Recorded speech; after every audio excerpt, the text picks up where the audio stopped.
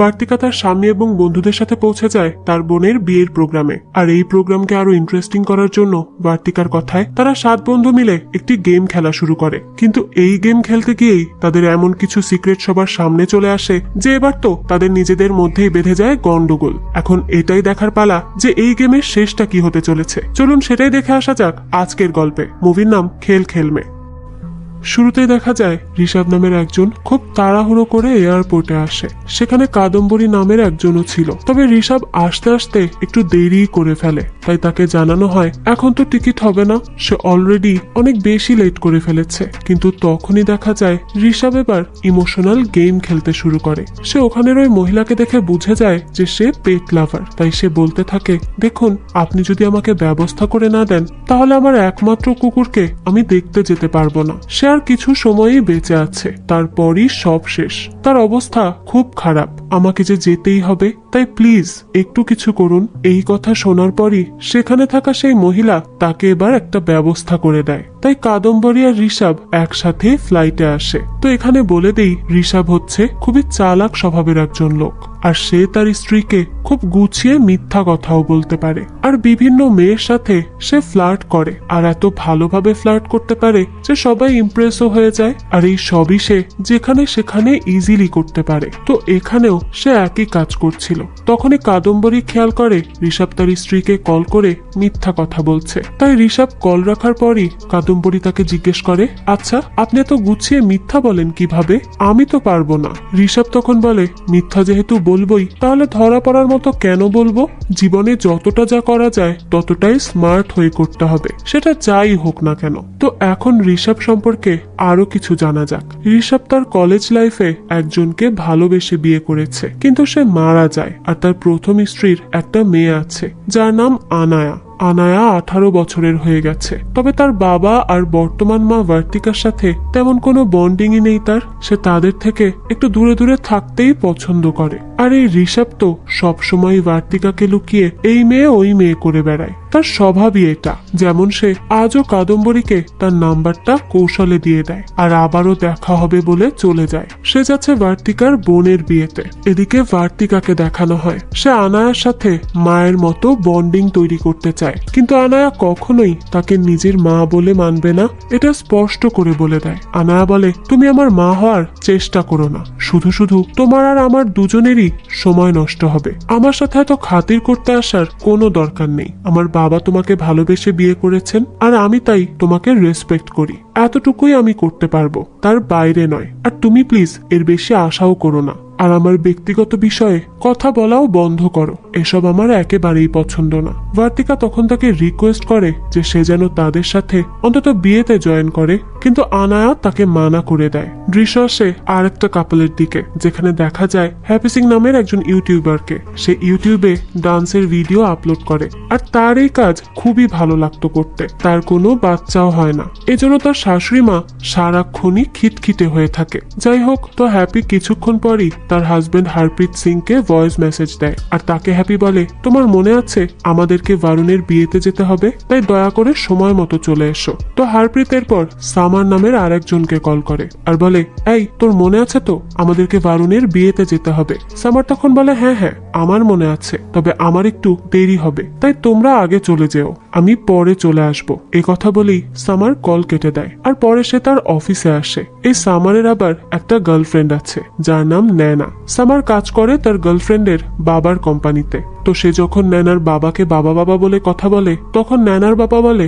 আমাকে এইভাবে এখানে ডাকবে না তো, কারণ তোমার এরকম ডাকে আমার কোম্পানির বাকি কর্মচারীরা খুবই কনফিউজড হয়ে যাবে। তো সামার এইভাবে অপমানিত হয়ে খুবই রাগ করে, কিন্তু একা একাই সে তার রাগটা মেটায়, কিন্তু আর কিছুই বলতে পারে না। এদিকে ন্যানা তো বারুণের বিয়েতে যাওয়ার জন্য বেশ এক্সাইটেড ছিল। তো সে সামারকে কল করে সবকিছু ঠিকঠাক আছে কিনা সেটা জিজ্ঞেস করে, আর সে আসবে কিভাবে সেটাও সামার জানায়। তো তারপর কল রাখার পরই ন্যানা তার ডিপ্রেশনের পিল নেয়। বোঝাই যায় সে কোনো কারণে ডিপ্রেশনে আছে।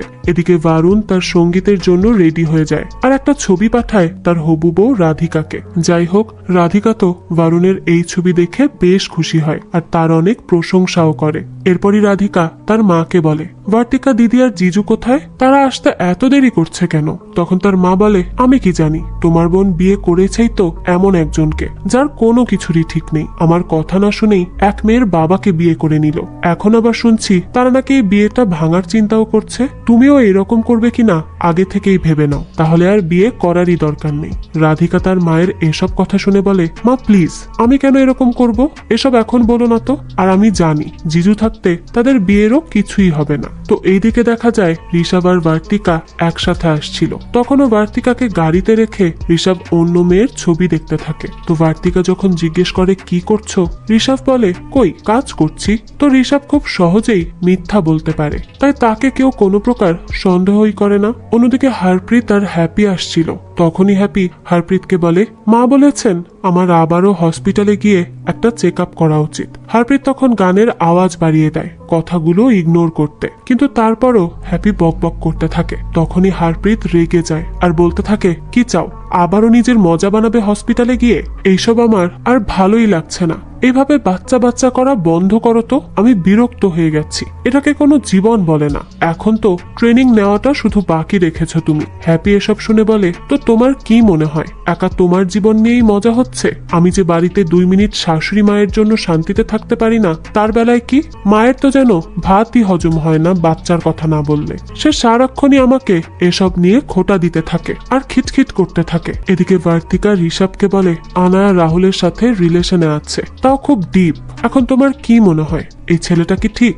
ঋষভ তখন বলে, দুনিয়ায় কোন বাবার কাছে তার মেয়ের বয়ফ্রেন্ডকে ঠিক লেগেছে? হ্যাঁ, তাহলে আমাকে আর কি বলছো? আর দেখো, এখন তো আনায়া 18 বছরের হয়েই গেছে। সে নিজে যা ঠিক মনে করছে সেটা করতেই পারে। এখানে আমি কে তাকে মানা করার? তাছাড়াও আনায়ার সাথে ঝগড়া করা, শাসন করা একেবারেই অসম্ভব। সে তো রাশ্মির মেয়ে। তো তারপরে ঋষভ আবারও বুঝতে পারে সে আসলে একটু বেশি বেশিই বলে ফেলেছে। তাই সে বার্তিকাকে বলে, আম সরি, আসলে ভুলে রাশ্মির নাম চলে এসেছে। তবে আমি সেরকম কিছু মিন করিনি। দেখো, তোমার যদি খারাপ লেগে থাকে তাহলে এরপর থেকে আমি এরকম কিছু বললে তুমিও তোমার এক্স বয়ফ্রেন্ডের নাম নিয়ে আমাকে বলতে পারো, তাহলেই তো মিটমাট হয়ে গেল। এসব শুনে বার্তিকা বলে, সত্যি তুমি একটা অসম্ভব মানুষ। তো এরপরই তারা বারুণের বিয়েতে চলে আসে। তারা 3 কাপল চলে আসলেও তাদের আর এক ফ্রেন্ড কাবির, সে আসে কিছুক্ষণ পর। তো এই কাবির বর্তমানে সিঙ্গেল। তো এই বিয়েতে এসে তারা সারা দিন নাচ গান করে আর সবাই মিলে অনেক এনজয়ও করে। এরপরে তারা একটা রুমে আসে আড্ডা দিতে। সেই সময় কথা ওঠে সিড আর তার পার্টনারকে নিয়ে। সিডের মোবাইল থেকে নাকি তার পার্টনার মেসেজ পায়, আর এমনই মেসেজ সে পায় যার ফলে তাদের রিলেশনটাই নষ্ট হয়ে যায়। তো এসব নিয়ে তারা কথা বলার এক পর্যায়ে বার্তিকা বলে ওঠে, আসলেই এই মোবাইল এমন একটা জিনিস, এর মাধ্যমে যে কেউই যে কোনো রকমের রহস্য লুকিয়ে রাখতে পারে। মানুষের মোবাইল দিয়েই তাকে আসলে সঠিকভাবে বোঝা যায়। হতেই পারে আমাদের মধ্যেও কেউ কেউ চিট করছে কিন্তু বুঝতে দিচ্ছে না। এইসব তো সবার মোবাইল দেখলেই বোঝা যাবে। তখন ন্যানা বলতে থাকে, না না, কি বলছো, আমার সামার এরকম হতেই পারে না। তো তারা যার যার পার্টনারকে নিয়ে বেশ কনফিডেন্স দেখায়, কিন্তু আসলে তারাও এবার কনফিউজড। তাই এই কনফিউশন দূর করতে বার্তিকা বলে, আচ্ছা, আমার মাথায় একটা বুদ্ধি এসেছে। যেহেতু আমরা ফ্রেন্ডস আর আজ রাতটা আমাদের, তাই আমাদের একটা গেম খেলা উচিত। আজ সারা রাতের জন্য আমরা 7 জন আমাদের মোবাইল আনলক করে টেবিলে রেখে দিব। তারপর যখনই যার ইমেল, মেসেজ বা কল আসবে তখনই আমরা সেটা তুলে পড়ে দেখে নিব। তাহলেই তো পরিষ্কার হয়ে যাবে সবকিছু। তো এই কথা শোনার পরই সামার, ঋষভ, হারপ্রীত আর কাবির বলে, আরে এটা কেমন খেলা? না না, এই সব খেলা ছেড়ে অন্য কিছু বের করো। বার্তিকা তখন বলে, কেন, সমস্যা কি? তোমরা যদি সত্যি সত্যি চিট না করে থাকো তাহলে এই গেমে জয়েন হতে সমস্যা হবে কেন? তো ইতিমধ্যেই দেখা যায় টেবিলে 3 মেয়েই তাদের মোবাইল রেখে রেডি, কিন্তু ছেলেরা কেমন একটা ইতস্তত বোধ করতে থাকে। তখনই হারপ্রীত বলে, আমার কিছুই লুকিয়ে রাখার মতো নেই, কিন্তু তাও প্রাইভেসি বলতে তো কিছু আছে, তাই না? হ্যাপি তখন বলে, সবচেয়ে বেশি প্রাইভেসি তো মেয়েদের থাকে, কিন্তু তাও টেবিলে মেয়েরাই মোবাইলগুলো আগে রেখেছে, অথচ একটা ছেলেও এখানে তাদের মোবাইল রাখেনি। এর মানে কি হলো তাহলে? কাবির তখন তার মোবাইলটা রেখে দেয়। এবার সামারকে প্রেসার দিয়ে ন্যানা বলে, তুমি কেন ফোন রাখছো না? এবার তো আমার সত্যি সত্যিই ভয় করছে। তুমি সত্যিই আবার কাউকে পছন্দ করো না তো? তখনই সামার বাধ্য হয়ে তার মোবাইল রাখে আর বলে, আমি যদিও কিছু লুকিয়ে রাখার জন্য বলছি না, বরং সত্যি এটা একটা বোকা বোকা গেম। এই গেমের কোনো মানেই হয় না, খামোখাই খেলছি আমরা। তো এরপর ঋষভ তার মোবাইল রাখে আর বলে, আমি একজন সার্জন মানুষ, তাই আমার এখানে কত কিছুই থাকতে পারে, তাও দিয়ে দিলাম। এরপর সবাই চেপে ধরে হরপ্রীতকে, তাই সেও এবার তার মোবাইল রাখতে বাধ্য হয়। এখন এই 7 জনেরই মোবাইল রাখা সম্পূর্ণ হলে বার্তিকা বলে, এখন থেকে সময় শুরু হলো, আর রাত শেষ না হওয়া পর্যন্ত এই মোবাইল কেউ টাচ করতে পারবে না, কেউ নিতেও পারবে না। আর সবাইকে এটা মনে রাখতে হবে যে এই এক রাতের জন্য আমরা কেউই আমাদের মোবাইলের মালিক নই। যাই হোক, তো শুরু করা যাক। তারপরে ঋষভ উঠে আসে ড্রিঙ্ক আনতে, তার পেছন পেছন আসে সামারও। সামার তাকে বলতে থাকে, ভাই দেখো, এইসব নাটক কিন্তু আমার একদম ভালো লাগে না, তাই দয়া করে তোমার বউকে বলো তার এসব ফালতু কাহিনী বন্ধ করতে, কারণ আমরা বিরক্ত। ঋষভ তখন বলে, কেন, সত্যি কি কোনো কিছু লুকিয়ে রাখার চেষ্টা করছো নাকি? সামার তখন বলে, না, কিন্তু তাও আমি এই গেমের পক্ষে না। কি ফালতু একটা খেলা, এসব করে সময় নষ্ট করার কি মানে? ঋষভ তখন বলে, দেখো, সত্যি করে বলো, আগেই কিছু থাকলে বলে দাও, নাহলে পরে ঝামেলায় পড়বে। কিন্তু সে মানা করে দেয়। তখনই সামারের এক ঝলক একটা ঘটনা মনে পড়ে, যেখানে দেখা যায় সে একটা গাড়ি অ্যাক্সিডেন্ট করেছে আর অপর প্রান্তের ব্যক্তি রক্তাক্ত হয়ে আছে। এখন এটার কি রহস্য তা তো আমরা পরেই জানতে পারবো। তো এদিকে হ্যাপি বার্তিকাকে বলে, তুমি চিন্তা করো না বার্তিকা, এরকম বাচ্চারা একটু একটু আচরণ করেই। তারা আসলে আনায়াকে নিয়ে কথা বলছিল। বার্তিকা আসলে আনায়ার মা হয়ে ওঠার চেষ্টা করছিল, কিন্তু আনায়া তো তাকে সেই সুযোগই দিচ্ছিল না। তাই বার্তিকা মন খারাপ করে বলতে থাকে, আনায়া তো তার বাবার সাথে কখনো এরকম আচরণ করে না, একমাত্র আমার সাথেই করে। আমাকে তো সে নিজের বন্ধুও মানতে চায় না। তো এরপর সে হ্যাপিকে জিজ্ঞেস করে, তো তোমার কি অবস্থা, বাচ্চা নিবে? ডাক্তার কি বলল? হ্যাপি জানায়, আমাদের তো ট্রিটমেন্ট চলছে। তো কিছুক্ষণ পরই সামারের মোবাইলে একটা মেসেজ আসে। তারা তো সবাই তখন আগ্রহ নিয়ে তাকিয়ে আছে সেটা কি তা দেখার জন্য। তো মেসেজটা পড়ে নেয় না। সেখানে রেহানা নামের একজন বেশ আজে বাজে কথা লিখেছে, মানে এমন লেখা লিখেছে যেগুলো দিয়ে তারা বুঝতে পারে যে এটা হয়তো সামারের কোনো গার্লফ্রেন্ড হবে। কিন্তু সামার তো এটা দেখেই চমকে যায় আর বলতে থাকে, আরে ভাই, এটাকে আমি তো চিনিই না, আমার কাছে এরকম কোনো মেসেজ আসারই কথা না। ন্যানা তখন বলে, তাহলে আসলো কিভাবে? তোমার নাম ধরেই তো লিখেছে। সামার তখন বলে, বিশ্বাস করো, আমি কিছুই জানি না। দেখো না, এই মেসেজের আগে কোনো রিপ্লাইও নেই। ন্যানা তখন বলে, রিপ্লাই তো ডিলিটও করা যায় সামার, বলো আমাকে কে সে, এরকম মেসেজই বা কেন করলো? তখনই সেখানে ঋষভ আসে আর বলতে থাকে, কল করেই দেখে নাও না কে সে। তো এরপরেই ওই নাম্বারে কল করে সামার আর জিজ্ঞেস করে, কে আপনি? আমার মোবাইলে আপনার মেসেজ এসেছে। রেহানা তখন বলে, আপনি তো আমাকে এই নাম্বারটা দিয়েছিলেন মিস্টার ঋষভ। তো এরপর সামার সহ সবাই বুঝতে পারে এই কাজ আসলে ঋষভের ছিল। সে ইচ্ছে করেই সামারের নাম্বার দিয়েছে মজা করার জন্য। এই নিয়ে তো তারা সবাই খুব হাসাহাসি করতে থাকে আর সামার বলতে থাকে, ভাই, তোকে আমি ছাড়বো না, তুই তো আরেকটুর জন্য আমার সব শেষ করে দিচ্ছিলি। ঋষভও তখন হেসে বলে, সত্যি ভাই, আরেকটু অপেক্ষা করলে তো তোর মৃতদেহ এখানে থাকতো। নানা তখন তার ড্রিঙ্ক শেষে বলে, হয়েছে, আমি আগেই জানতাম এটা প্র্যাঙ্ক হবে, কারণ সামারকে আমি খুব বিশ্বাস করি, সে আমার বিশ্বাস কখনো ভাঙবে না। কবির তখন বলে, হ্যাঁ, আমরা তো দেখেছি কিছুক্ষণ আগে তোমার মুখের কি অবস্থা ছিল, শুকিয়ে একদম কাঠ হয়ে গিয়েছিল। তো তখনই কল আসে কবিরের একজন ভাইয়ের। কবির কল ধরেই বলে, ভাই, আমি বিয়েতে এসেছি আর আমার মোবাইল আছে লাউড স্পিকারে, আমরা একটা গেম খেলছি। তো এখানে কবির চালাকি করে তার মোবাইলের গেমের কথা জানিয়ে দেওয়াতে হয়তো তার ভাই এবার অ্যালার্ট হয়। তো সে সবাইকে শুভকামনা জানায় আর পরে কবিরকে বলে, তোর দেহরাদুনের কলেজের সব কাজ হয়েছে? সবাই তখন জিজ্ঞেস করে, সেখানে আবার কি? তো এখানেই আমরা একটা ফ্ল্যাশব্যাক দেখি। আগে এখানেই ছিল কবির, কিন্তু কোনো একটা সমস্যা হয় যার ফলে তার কাজ ছাড়তে হয়। এখন এখানে কি রহস্য ছিল তা তো আমরা গল্পের সাথে সাথেই জানতে পারবো। তো কবিরও দেখা যায় এই বিষয়টাকেও কোনো একভাবে ধামাচাপা দিয়েই দেয় আর বলে সে আসলে শিফট করছে, সবকিছু নিয়ে একটু ঝামেলায় আছে তাই আর কি। তো এরপরে নায়না উঠে যায় আর আগে নিজের মেডিসিন খায়। তারপর আসে ভার্তিকার কাছে। সে ভার্তিকাকে বলে, আর কারো ফোন বাজলো কি? ভার্তিকা বলে, না, এখন পর্যন্ত তো বাজেনি। নায়না তখন বলতে থাকে, তোমাকে ধন্যবাদ ভার্তিকা। এটা শুনে ভার্তিকা তাকে জিজ্ঞেস করে, এখন কিন্তু কেন? নায়না বলে, তুমি আমার জন্য এত কিছু করেছো, তাই আমি সত্যি কৃতজ্ঞতা প্রকাশ করছি ভার্তিকা। ভার্তিকা তখন বলে, সামার জানে তাকে কিছু বলেছো এই বিষয়ে? নায়না বলে, না, সে তো কাজ নিয়ে এত বিজি যে আমি বলতেই পারছি না, কিভাবে যে বলবো বুঝতেও পারছি না। ভার্তিকা তখন বলে, হ্যাঁ, কিন্তু তাকে যত দ্রুত সম্ভব বলে দিও। আর তোমার মোবাইলে কিছু নেই তো?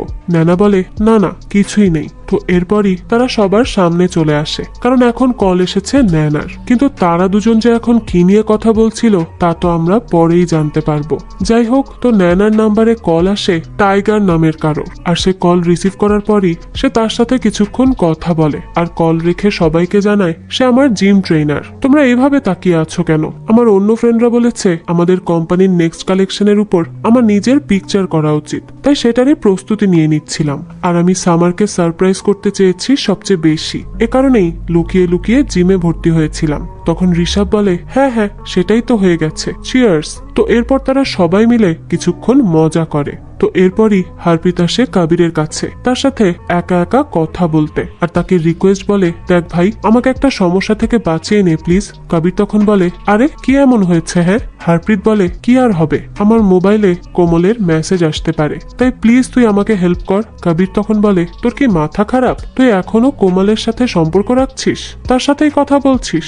হারপ্রিত বলে, হ্যাঁ, এখনো রয়ে গিয়েছে একটু একটু। এখন তোর মোবাইলের মডেল আর আমার মোবাইলের মডেল একই, তাই দুইটাকে অদল বদল করে দিলেই হবে, একটু বোঝার চেষ্টা কর। কাবির তখন বলে, কেন কেন আমি এমন করব?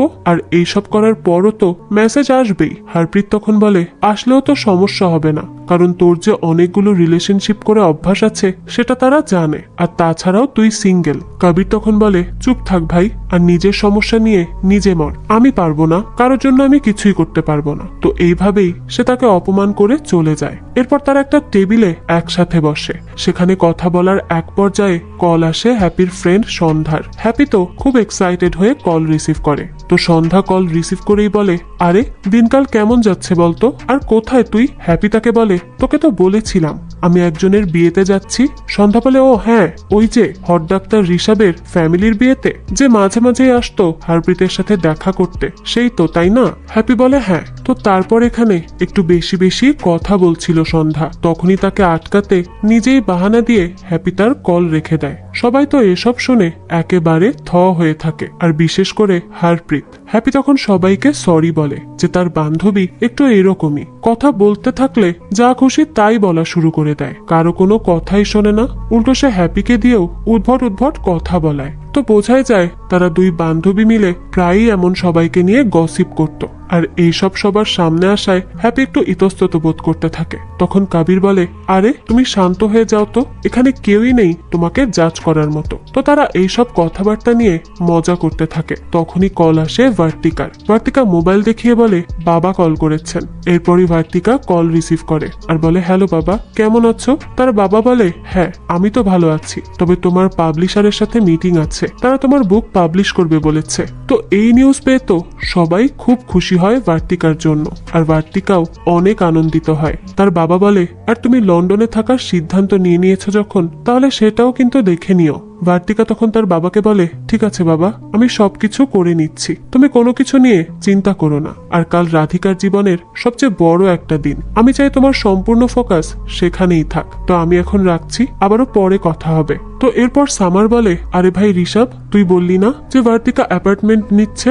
ঋষভ বলে, হ্যাঁ, কারণ আমিও তো এখনই জানলাম, মানে এখনই তো সিদ্ধান্ত নিলাম আমরা, তারপর অনেক ঘর দেখবো, পছন্দ করব। তো যাই হোক, চলো আমরা ভার্তিকার এই এত বড় অ্যাচিভমেন্টকে সেলিব্রেট করি। তো এরপরই দেখা যায় ভেতর থেকে অনেকটা মন খারাপ নিয়েই সেখানে ডান্স করছিল ঋষভ আর ভার্তিকা। তো তারা যখন ডান্স করতে থাকে তখনই তাদের ভালোবাসার শুরুটা মনে করে, যে কিভাবে তাদের দেখা হলো আর কিভাবে কথা হলো। আর একটা সময় পর বিয়ে। আর যখন ঋষভ ভার্তিকার প্রেমে পড়েছিল তখন থেকেই তার মেয়ের সাথে নিজের সম্পর্কটা হারিয়ে যায়। তার মেয়েই সেটা মন থেকে মানতে পারত না, যার ফলস্বরূপ আনায়া এখনো বার্তিকাকে পছন্দ করে না। তো বর্তমানে তারা সবাই নাচ গান শেষ করে, আর এইসবের ফাঁকেই হারপ্রীত তার আর কাবিরের মোবাইলটাই বদলে দেয়। তো কাবির এসে তার মোবাইল হাতে নিয়েই বুঝতে পারে যে হারপ্রীত তার মোবাইল বদলে দিয়েছে। তখন বার্তিকা বলে, এই কাবির, আমি বলেছি তো মোবাইল হাতে নেওয়া মানা, রাখো এখনই। কাবির তখন বলে, না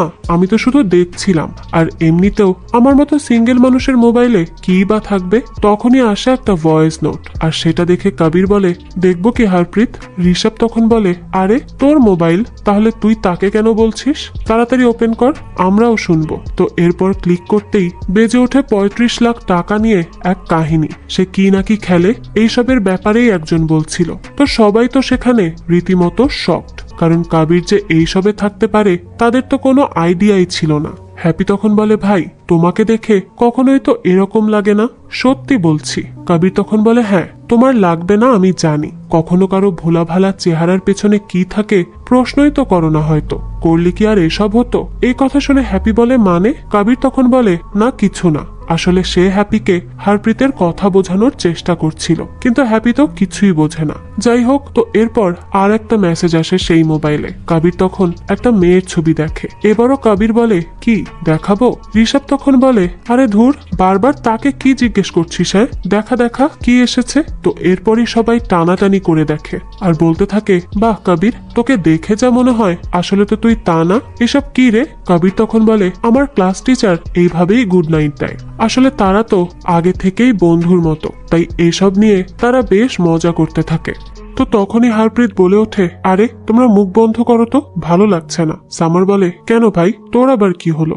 এসব কি তোর নাকি যে পেট ব্যথা হচ্ছে? হারপ্রীত তখন আর কিছুই বলে না। সবাই মিলে এই ছবির মজা নিতে থাকে কবিরকে নিয়ে। তখনই বেজে ওঠে কবিরের মোবাইল, যেটা আছে বর্তমানে হারপ্রীতের কাছে। কবির বলে, তোরটা বেজে উঠেছে। হারপ্রীত বলে, না তো, আমার না। কবির আবারও বলে, হ্যাঁ ভাই তোরই, চোখ নিচে দিয়ে দেখ। তো তারপর তার দেখে মনে পড়ে, তাই তো, সে তো মোবাইলটা বদলে ফেলেছিল। এরপর সে বলে, হ্যাঁ হ্যাঁ আমারই তো, আমারই এটা। হ্যাপি তখন বলে, তুমি এটার রিংটোন বদলে ফেলেছো? হারপ্রীত বলে, কেন, আমি কি সামান্য এই জিনিসটাও নিজের ইচ্ছায় চেঞ্জ করতে পারবো না? তো তারপরই মেসেজ চেক করে সে, আর হ্যাপি বলে, কোন আকাশ ভার্মার মেসেজ এসেছে, বলছে কেমন আছো। ঋষভ বলে, এই আকাশ আবার কে? হারপ্রীত তো এবার একেবারেই ফেসে যায়। সে কি বলবে সে কিছুই বুঝতে পারে না। তো আমতা আমতা করে বলতে থাকে সে তাদের ওখানে কাজ করে। হ্যাপি তখন বলে, কিন্তু এত রাতে সে কেন প্রশ্ন করছে যে কেমন আছো? তুমি কি ঠিক নেই তাহলে, অসুস্থ? তখন হারপ্রীত বলে, না না, আমাদের একটা ঝগড়া হয়েছিল, তাই আর কি সরি বলার জন্য হয়তো জিজ্ঞেস করেছে। ঋষভ তখন বলে, বল তাহলে যা বলার। হারপ্রীত এবার কবিরকে বলে, বলবো? ঋষভ তখন রেগে হয়ে চেঁচিয়ে ওঠে আর বলতে থাকে, আরে ভাই বন্ধ করো তোমরা এসব, কি হচ্ছে এগুলো? কেন বারবার বলছো এটা লেখো ওটা লেখো? আমি চাই না হারপ্রীত কিছু লিখুক। ঋষভ বলে, আরে তুই কেন চাস না বে? কবির বলে, না মানে আমি চাই না আমরা এত সুন্দর আড্ডা দিচ্ছি তার মাঝে কেউ মোবাইল ইউজ করুক। ছেড়ে দাও না প্লিজ এসব, আমরা আমাদের মতো একটু মজা করি, এভাবে সময় পার করি, যখন দেখো তখন মোবাইল আর মোবাইল। হারপ্রীত তখন বলে, হ্যাঁ ভাই আমি আর রিপ্লাই করব না। তো তারপর বার্তিকা ঋষভকে বলে, আরে এর কি হলো? ঋষভ বলে, খেলায় 35 লাখ হেরেছে তো, তাই মাথা খারাপ হয়ে গেছে তার, বেচারা। তো এরপরে ঋষভকে কল করে বারুণ তাকে কল করেই বলে, ভাই তুমি কি রুমে, আমি কথা বলতে আসবো? ঋষভ বলে, না আমি আমার কিছু ফ্রেন্ড আর পরিচিতদের সাথে আছি, তুই রুমেই থাক, আমি আসছি তোর সাথে দেখা করতে। বারুণ তখন বলে, হ্যাঁ ভাই একটু তাড়াতাড়ি আসো, আমি শুধু তোমার সাথেই কথা বলতে চাই, আর কারো সাথে নয়। তো তারপরই বার্তিকা বলে, আমি কি যাব তোমার সাথে? ঋষভ বলে, না না লাগবে না, তুমি এখানেই থাকো, আমি তার সাথে কথা বলে জলদিই চলে আসবো। তো বার্তিকা বলে, হ্যাঁ যাও, তবে মোবাইলটা এখানেই রেখে যাও, শর্ত তো এটাই ছিল। ঋষভ বলে, হ্যাঁ ঠিক আছে, রেখেই যাচ্ছি। তো তারপর সে চলে যাওয়ার পর সামার বলে, ঋষভ ভাইয়ের সত্যিই কোনো জবাব নেই, উনি তো আমার বড় ভাইয়ের বন্ধু, সেই হিসেবে আমি ওনাকে জানি। আমার বড় ভাই মারা যাওয়ার পর তো আমি একেবারে পাগল প্রায় হয়ে যাই, তখন এই ঋষভ ভাই আমাকে সামলায়, আমার অনেক খেয়াল রেখেছে সে, আমাকে আবারও গুছিয়ে দিয়েছে সে, আর আমার কখনো নিজের বড় ভাই হারানোর কষ্টটা সে ফিলই করতে দেয়নি। যখন যেই সময় বলেছি তখন সেই সময়ই তাকে আমি আমার পাশে পেয়েছি। দুনিয়ায় যাই হয়ে যাক সে আমাকে কখনো একা ছাড়েনি। সত্যি ঋষভ ভাইয়ের মতো মানুষ খুব কমই হয়। তো তারা সবাই তখন তার কথায় একমত হয় আর একসাথে ড্রিঙ্ক শেয়ার করে। তখনই হ্যাপি বলে, সত্যিই তুমি অনেক লাকি বার্তিকা, ঋষভের মতো একজন হাজবেন্ড পেয়েছো। বার্তিকাও তাদের কথায় হাসে, কারণ এত ভালো হাজবেন্ড পেয়েও তো সংসার টিকবে কিনা তার জানা নেই। তো তখনই দেখা যায় একটা ইমেইল আসে, আর এতক্ষণ এত প্রশংসার 12টা বেজে যায়। মুম্বাই থেকে একটা মেইল আসে, যেটা ছিল ঋষভের বুকিং করার একটা মেইল। আর সে মেয়েদের নিয়ে সময় কাটানোর জন্যই এটা করেছিল। আর এইসব দেখে তো এবার সবাই সেখানে থ হয়ে যায়। তারা কি বলবে আর কি রিয়াক্ট করবে কিছুই বুঝতে পারে না। আর বার্তিকারও তো লজ্জায় মাথা নত হয়ে যায়। তো কিছুক্ষণ পরই আসে ঋষভ আর সবাইকে বলে, আরে বারণ তো বিয়ের ভয়ে অবস্থা খারাপ করে ফেলেছিল। আমি বুঝিয়ে বললাম যে কিভাবে বিয়েতে সবসময় সফল থাকা যায়, ঝামেলা কম রাখা যায়। তো তখন সবাই তার দিকে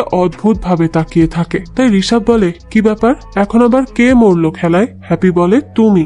ঋষভ তখন জিজ্ঞেস করে, কি আমি? এরপর তারা সবাই বসে পড়ে ঋষভের থেকে ব্যাখ্যা নিতে। এবার তো ঋষভের শুরু হয় মিথ্যা বলার ভান্ডার। সে বলে, তো আমি মুম্বাই কাজে যাই, সেখানে আমাকে একটা অনুষ্ঠানে ইনভাইট করা হয়, আর আমার সাথে ওখানেই এই মহিলার কথা হয়, আর সে আমার থেকে চিকিৎসা নিতে চায়। আমার যদিও ইচ্ছা ছিল না, কিন্তু আমি তো ডাক্তার, তাই না? তাই আমি তাকে মানাও করতে পারিনি। এরপর আমি তার সাথে যোগাযোগ করি, তবে মোবাইল বন্ধ থাকায় ইমেল করতে হয়। এই এতটুকুই হচ্ছে কাহিনী। আর তোমরা আমাকে এইভাবে আজে বাজে প্রশ্ন করছো, ছি, লজ্জা লাগছে আমার এখন। তারপরও তারা কেউই তাকে বিশ্বাস করতে পারছিল না। তাই বার্তিকা বলে, ওই মহিলাকে কল করো।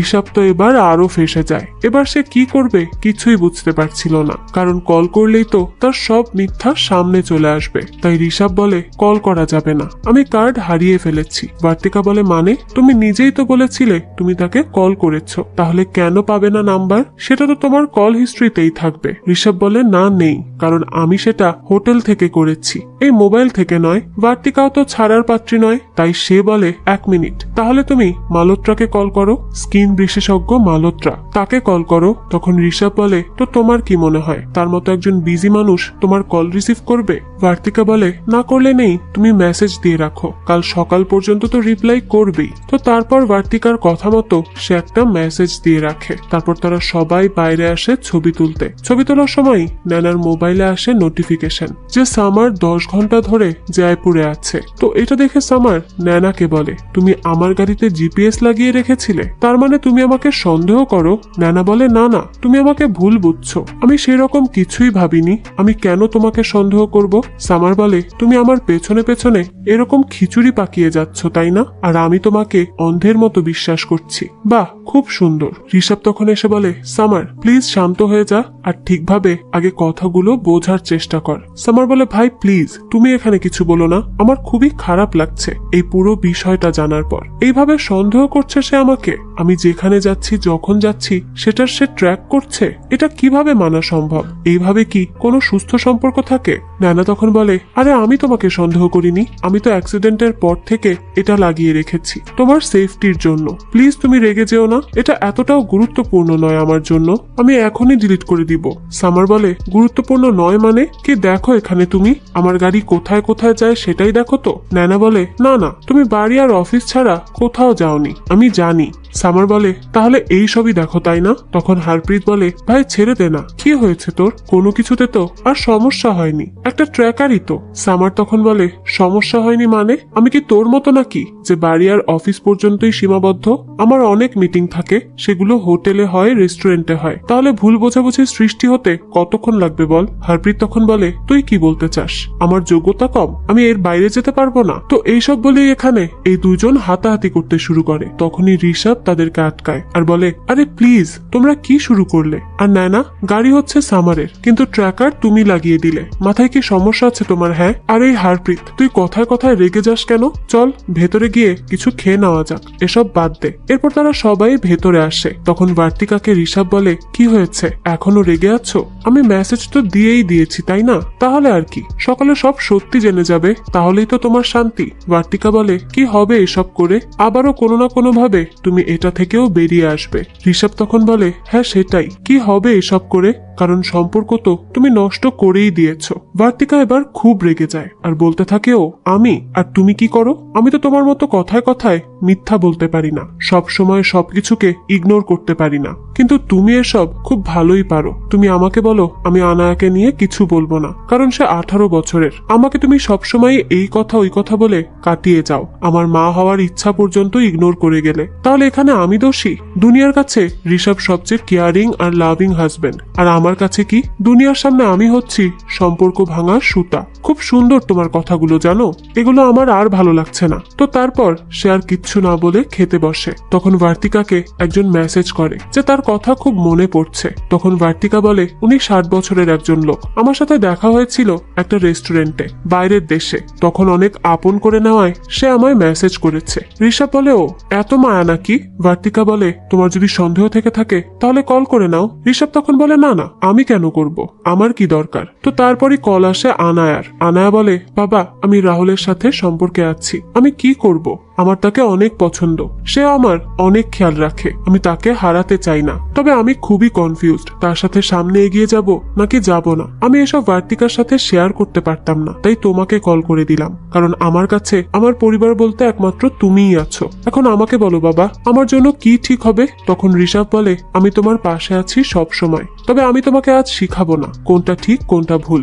যদি তোমার ফিল হয় যে তুমি তার সাথে ঠিক আছো, তার সাথে হ্যাপি আছো, আর সামনে গিয়ে কখনোই তার স্মৃতি মনে করে আফসোস করবে না, তাহলে তুমি তার সাথে এগিয়ে যাও। এতে খারাপের কিছুই নেই, কারণ কারো স্মৃতি মনে করে আফসোস করাটা খুব বাজে অনুভূতি। এখন তুমি যদি আজ রাহুলের সাথে সুন্দর সুন্দর মুহূর্ত তৈরি করতে পারো, তাহলে একদম টেনশন ছাড়া তার সাথে সম্পর্ক রাখতে পারো। আর না হলেও তুমি নিজেই এর সিদ্ধান্ত নাও যে কি করবে। বাবা তো আছেই সবসময় তোমার পাশে। তো তারপর কল রাখার পর ভার্তিকা তাকে বলে, তুমি একদম ঠিক কথা বলেছো। হ্যাপি আর ন্যানাও তখন তার অনেক প্রশংসা করে। তো কিছুক্ষণ পরই তারা একটা মেসেজ পায় যা ছিল হ্যাপির। তো এই মেসেজের মাধ্যমে তারা সবাই জানতে পারে যে হসপিটালে হ্যাপি ডোনারের জন্য ফর্ম ফিল আপ করেছে, কারণ সে বাচ্চা চায়। এটা জানার সাথে সাথেই তো রেগে আগুন হয়ে যায় হারপ্রীত। সে বলতে থাকে, তুমি আমাকে লুকিয়ে লুকিয়ে ধোকা দিচ্ছিলে? তুমি এতই পাগল হয়ে গিয়েছো যে আরেকজনের বাচ্চা আমার ঘাড়ে চাপাতে যাচ্ছিলে? আমি তোমার পাশে সব সময় আছি, আর তুমি তার এই প্রতিদান দিলে? আমি তো ভাবতেও পারছি না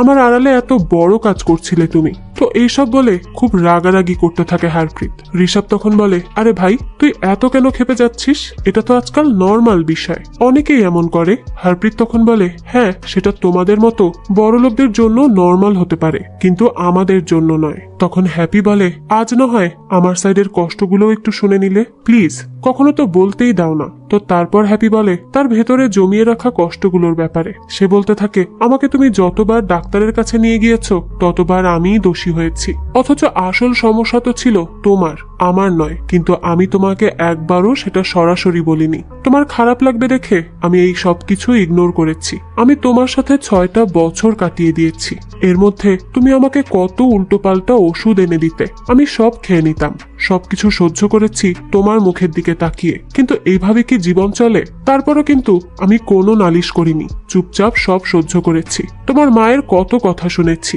নিজেকে তোমার সাথে মানিয়ে নিয়েছি। কোথায়? তুমি তো আমার সাথে মানিয়ে নিতে চাওনি, তার বেলায়ও আমি কিছুই বলিনি। এরকম আরো অনেক কথা সে আজ শুনিয়ে দেয় তাকে। তো এই সব বলা শেষে শুরু হয়ে যায় আরেক কাহিনী। ওই যে আকাশ মেসেজ দিয়েছিল সে হচ্ছে আসলে গে, আর সে কবিরের বয়ফ্রেন্ড। আর এখন যেহেতু মোবাইল অদল বদল হয়েছে, তাই এবার ফেসে যায় হারপ্রীত। সে এবার কি করবে সেটাই বুঝতে পারে না। হ্যাপিও তো এসব শুনে মারাত্মক রেগে যায় আর বলতে থাকে, এই হচ্ছে তোমার ভালোবাসার নমুনা? ছি। হারপ্রীত বলে, আরে আমি কিভাবে জানবো সে গে? আর আসলে সব গেই ভাবে সব ছেলেরা হয়তো তার মতো হয়, হয়তো সে ভুল বুঝেছে আমাকে, তাই এবার মেসেজ দিয়েছে। কিন্তু হ্যাপি তো এসব মানতে নারাজ। বাকিরাও তো শকড হয়ে যায় এই সব কিছু দেখে, তারাও বুঝতে পারছে না কি হচ্ছে এখানে। হারপ্রীতের থেকে তো এইসব আশাই করা যায় না, তাহলে তার আবার হলোটা কি? কবির তো তখন এই সব কিছু দেখে একদম চুপ হয়ে বসে থাকে। সেও বুঝতে পারছে না সে সত্যি বলবে নাকি বলবে না। আর হ্যাপিকে তো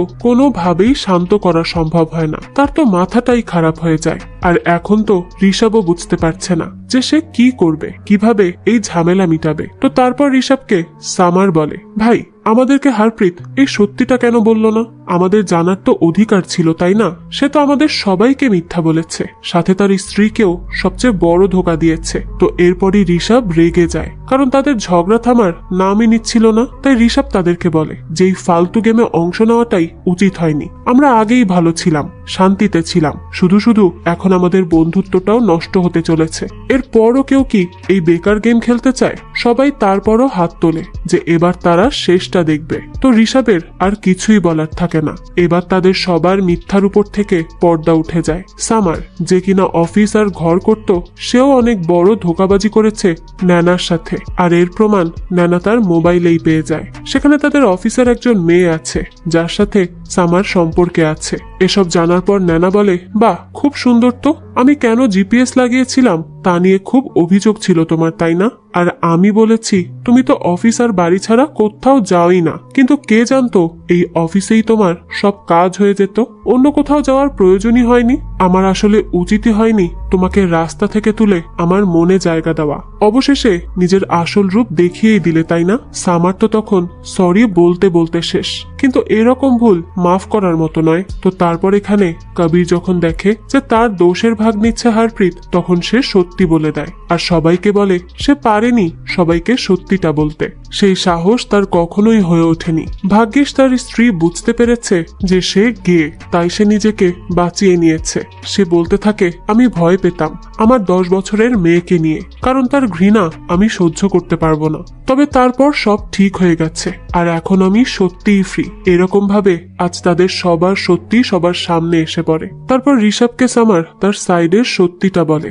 আগে তার রিলেশনশিপ ছিল আরেকটা মেয়ের সাথে, কিন্তু নায়নার সাথে দেখা হয়ে যাওয়ার পর সব শেষ। কিন্তু এরপরই তার এক্স তাকে ব্ল্যাকমেইল করা শুরু করে বিভিন্ন ভাবে। সে তাকে কোনোভাবেই ছাড়তে চায় না। আর সামারও এই বিষয়গুলো নায়নাকে বলতে পারেনি, কারণ তাদের একবার একটা অ্যাক্সিডেন্ট হয়ে যায় আর তারপর থেকেই নায়না ডিপ্রেশনে আছে। তাই সে আর তাকে মানসিক প্রেসার দিতে চায়নি। তো সেই সব কথা বলে শেষ করার আগেই দেখা যায় নায়না চলে যায় আত্মহনন করতে। এটা দেখে সবাই তাকে গিয়ে বোঝাতে থাকে যে সে যেন এখান থেকে লাফ না দেয়। কিন্তু নায়নার এক কথা, তার জীবনের কিছুই আর বাকি নেই, সব শেষ। তখনই সামার কোনো উপায় না পেয়ে নিজেও গিয়ে মরার জন্য চলে যায় আর নায়নাকে বলে, আমি তোমাকে মিথ্যে বলেছি তো, সেটাও নিজের জন্য নয়, আমাদের সম্পর্কের জন্য। আমি আমাদের সম্পর্কটা বাঁচিয়ে রাখতে চেয়েছি, তাও আমি সরি বলছি। আর আমি শুধু তোমাকেই ভালোবাসি নায়না।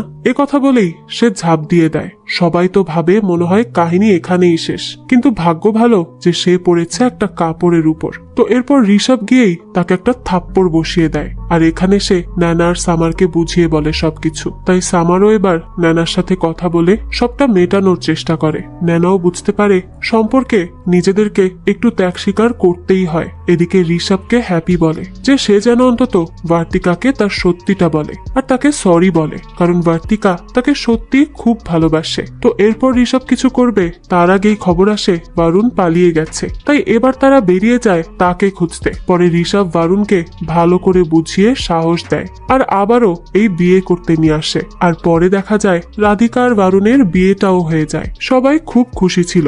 তো এই বিয়ে শাদী শেষ হওয়ার পর সামারকে দেখানো হয় সে নায়নার কাছে আবারও মাফ চায়। নায়নাও এবার তাকে মাফ করে দেয় আর দুজন মিলে আবারও সবকিছু নতুন করে শুরু করতে চায়। ওইদিকে হারপ্রীত হ্যাপিকে সরি বলে, কারণ সেও যে অন্য মেয়েদের সাথে কথাবার্তা বলছিল আর সে এখন বুঝতে পেরেছে সে যা করেছে তা ঠিক করেনি। আর এবার হ্যাপিও তাকে মাফ করে দেয়।